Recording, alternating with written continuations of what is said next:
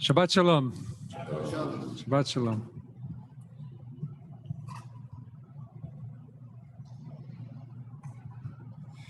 As many of you know, I was in Europe over the break. And as I was coming back to these shores, I had this very strong sense of rarely having come back to such a sense of communal unease in this country and of disorientation, of division, of a lack of confidence and a communal, collective way forward, and really the whole mood of the nation, divided mood of the nation. But it's not just this nation, it's really the whole world. It's mentioned Israel and everything that it's going through right now and is already beginning to come to a head.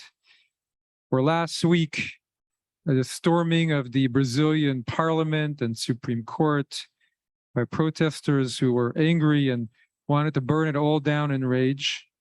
And anti-Semitism rising again.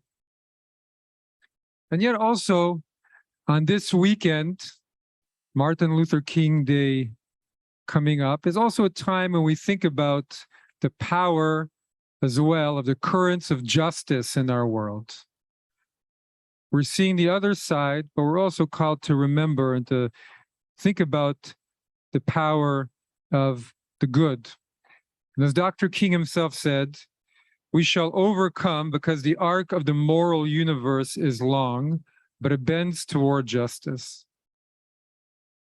And yet, what history teaches us is that it needs our help, and it needs us to put in a lot of sustained work to make it happen, to bring it to be.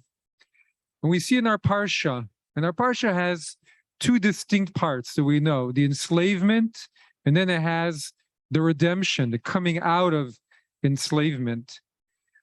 And the first part is showing us how enslavements happened then, not so different from in our days or the myriad of times since.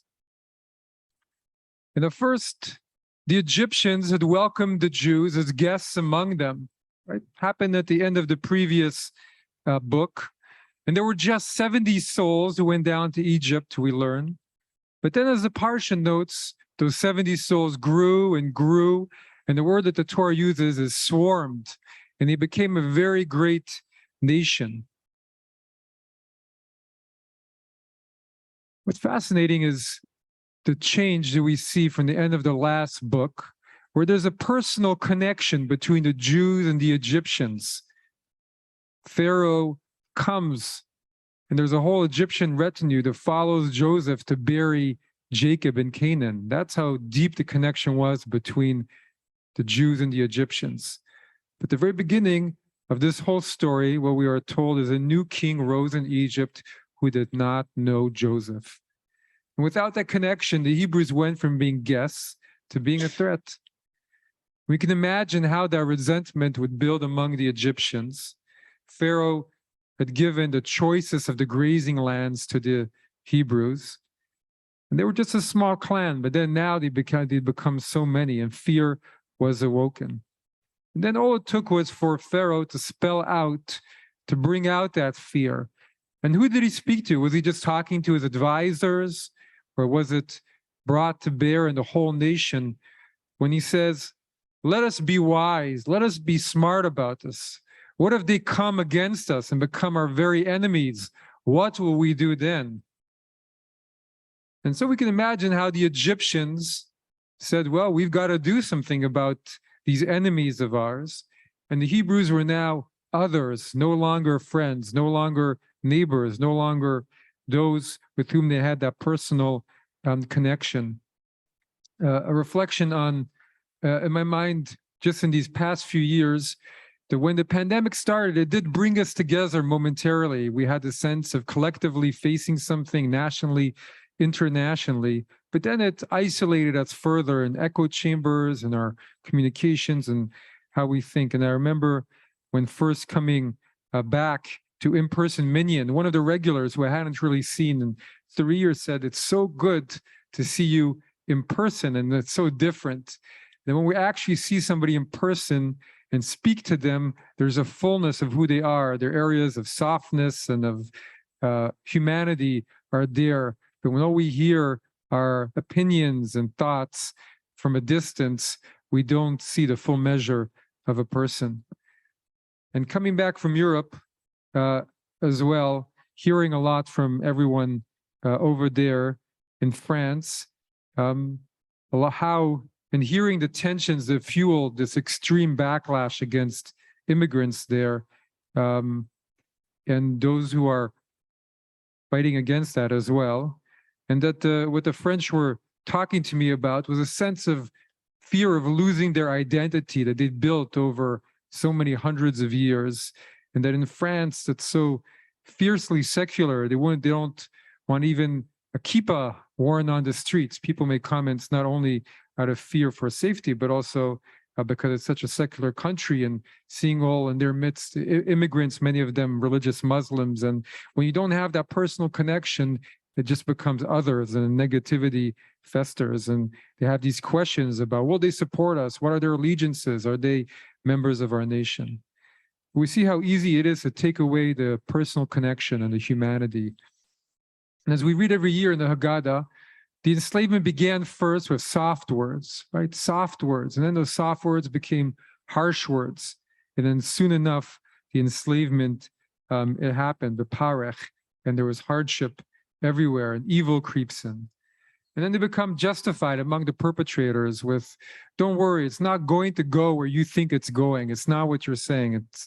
There are historical grievances and problems with this, with the elections, with that. And then the unthinkable can become reality, and people are dehumanized.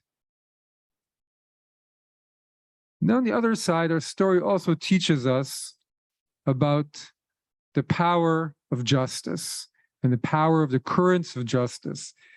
And we see it in the four comments on the 4 cups of wine on Pesach, at the Passover Seder, that are based on the 4 actions that God will do to come deliver. But even before that, there's a whole process of the divine getting involved. And it's not an easy process, but this is the way it's described in our Torah. First, God heard their groaning, and God remembered his covenant with Abraham, with Isaac, with Jacob. He remembered his covenant, and he knew their plight. And God looked upon the children of Israel, and God knew. What did God know? God knew their suffering. He felt their suffering.